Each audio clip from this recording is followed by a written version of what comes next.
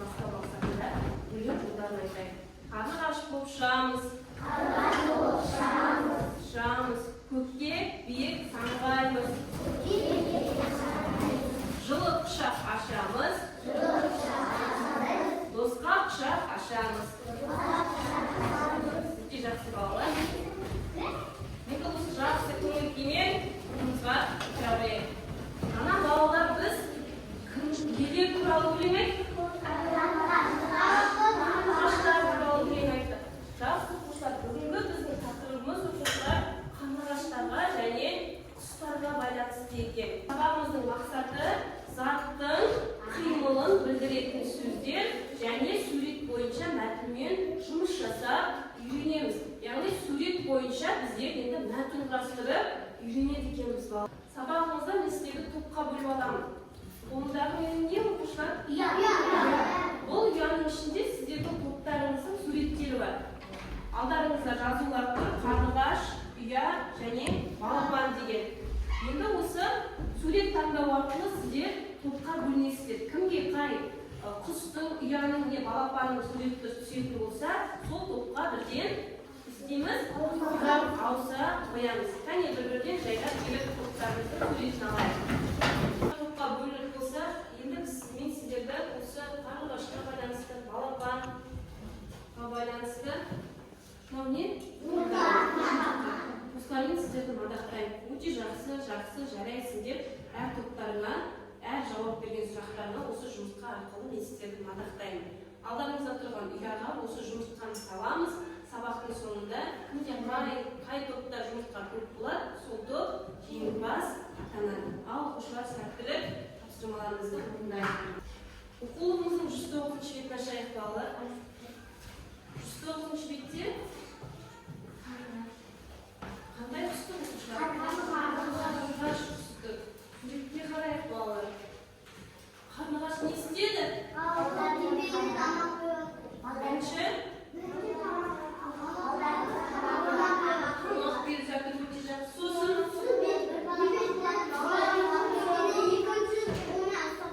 балапаны өте жақсы құлап қалды. Содан кейін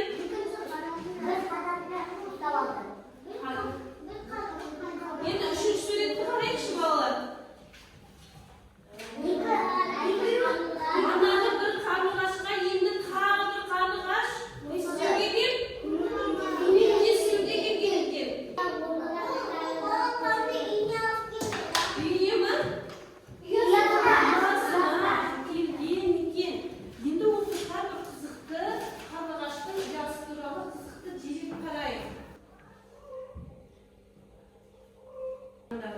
Оқушылар қарлығаш ұяны үйдің қапталдарына немесе бұрышына салады екен. Немесе ауламыздағы сарайлардың бұрышына салады екен.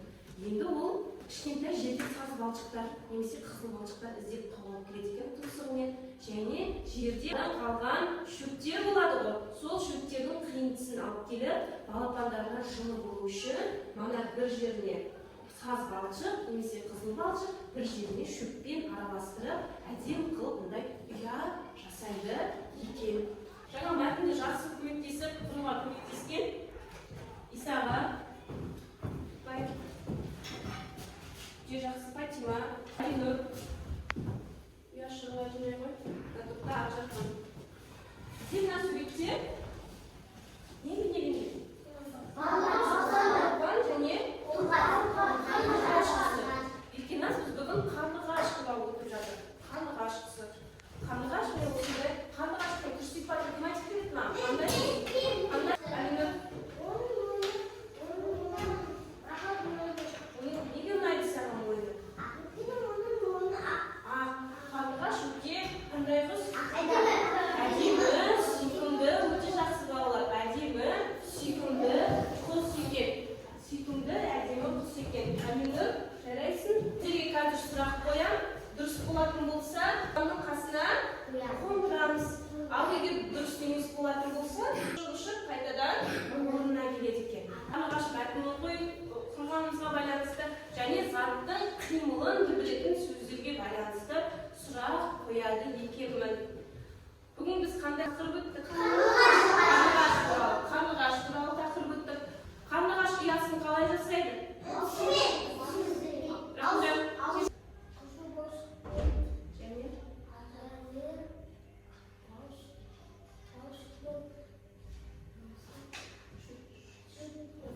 Шүріктермен қарлығашты орнына балапандардың қасына апарады. Дұрыс па оқушылар? Дұрыс.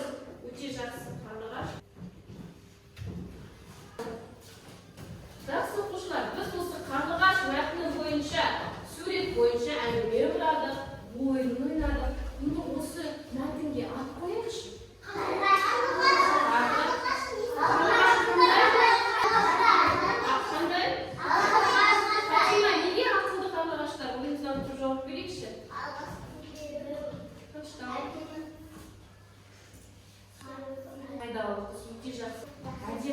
Оның ақылдылығы оқушылар. Қарлығаш өте таза құс.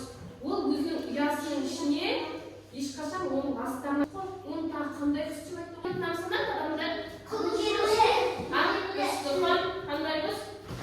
Шебер құс екен. Қарлығаш дейтін өте шебер құс екен оқушылар. Қосымша арналған тапсырмалар бар екен. Күзайын келе ме? Бізде мына жерде қарлығаш, ұя, балапан, көктем сөздерін жолға бөліп айтады. Қарлығаш, неше буын бар? Көреміз қолмен. 3 буын бар. Қарлығаш. 3 буын. Келесі. Келді.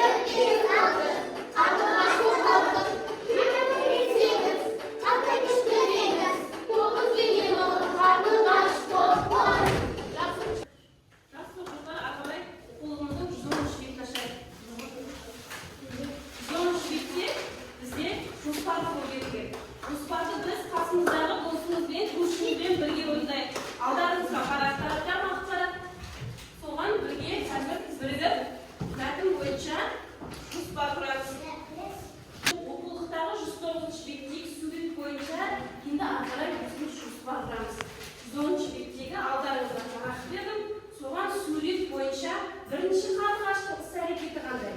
Екінші ол не істеді? Екінші суретте. Үшінші суретте не істеді? Соны қасыңыздағы досыңызбен бірге мына параққа жазасыздар. Тезірек біреуіңіз айтып отырамыз, біріміз жазамыз, кезектестіріп.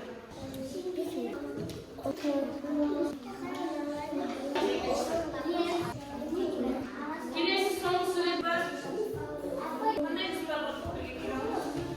Қалғандарын оқышы.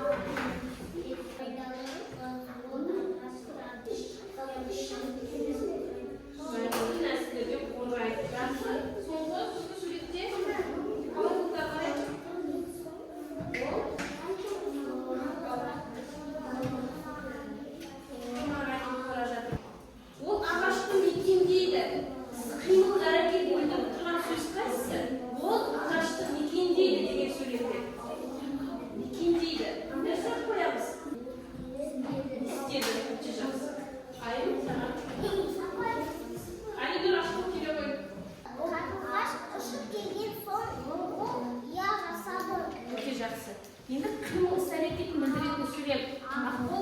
Ол ұясын жасады. Кімнің іс-әрекетін білдіретін тұрған қандай сөз? Жасады. Ұстап қойыңызшы. Не істеді? Не істеді деген сұрақ қоямыз. Өте жақсы. Қарлығаш ұшты дегенде заттың қимылын білдіретін сөз қайсысы? Қарлығаш қандай сұрақ қоямыз? Ұшты деген сөз. Не істеді? Өте жақсы. Қарлығаш ұшты, қарлығаш не істеді? Раямен бір жұмысқа жақсы оқушылар, Üçüncü şartı bu hukuktағы 113 беттегі üçüncü şartты қарайық бірінші. Біздерге сөйлем берілген екен балалар. Бұл жерде сөйлемдерде тыныс белгілері қойылмаған. Тыныс белгілері дегеніміз не? Нүкте, сұрақ белгісі, өте жақсы бет белгісі, үтір. Осы жерде бас әріппен немесе кіші әріппен жазылатын сөздер ескерілмеген. Ол оқулықтағы досымыздың қатесін кәне бірге әрбіріміз жеке дәптерімізге орындап түзеп көрейік. Дәптерімізді ашайық, сынып жұмыс дәптерімізді. Ана сынып жұмыс дәптерінің 27-ші бетіндегі 3-ші шартты қараймыз. Сол жерге мына сөйлемдерді көшіріп жазамыз. Бірінші сөйлемді оқиық.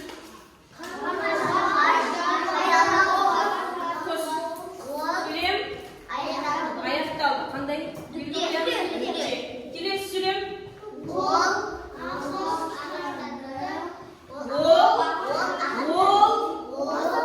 Бас әріппен Нұрхан өте жақсы. Ол бас әріппен. Ол ағаштарды зиянды. Өте жақсы балалар. Енді бұл жерде қарлығаштың қимыл іс-әрекетін білдіріп тұрған сөз табайықшы. Қорғайды. Не істейді? Қорғайды. Айдыны өте жақсы. Не істейді? Қорғайды. Қатты қарлығаштың несін білдіріп тұр оқушылар? Не істегенін қорғағанын, жәндіктен ағаштардың барлығын жәндіктерден қорғағанын білдіріп тұр екен. Енді оқушылар өзіміз дәптерімізге әдемі қылып көшіріп жазып, тыныс белгісі және ол деген сөзді бас әріппен жазамыз.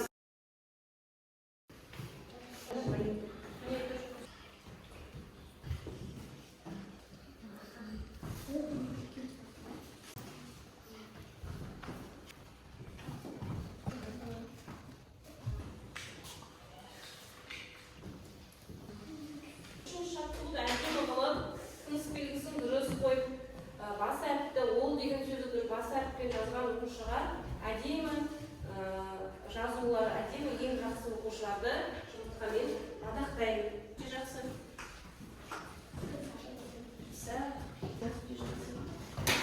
Нұрханның жазуы өте әдемі.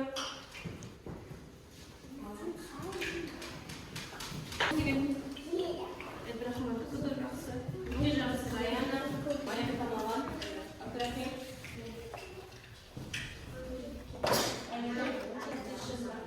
Алина, дұрыс тасымалдамаған. Дұрыс ақпол. Фатима боялған. Малика. Жақсы оқушылар, енді бүгін біз сабақтан алған білімімізді біздің тақтада білім көңіне ұшқан ойлар керемет сөз жазып тұр. Енді мен сіздерге қазір қолдарыңызға қарлығаштар айтамын. Қарлығашта сөздер жазылған. Маған не ұнады, маған қай жер ұнады, бүгін не үйрендім, мен келесіде не үйренгім келеді. Бүгін сабақ жақсы ұнайтын болса, ол қарлығаштарды жақсы түске бояймыз. Егер сабақта түсінбеген жерлеріміз болса, онда оны сары түске бояймыз. Ал егер сабақ біздің қосылып өткізген сабағымыз ұнамаған болса, онда қарлығашты түске бояймыз екен.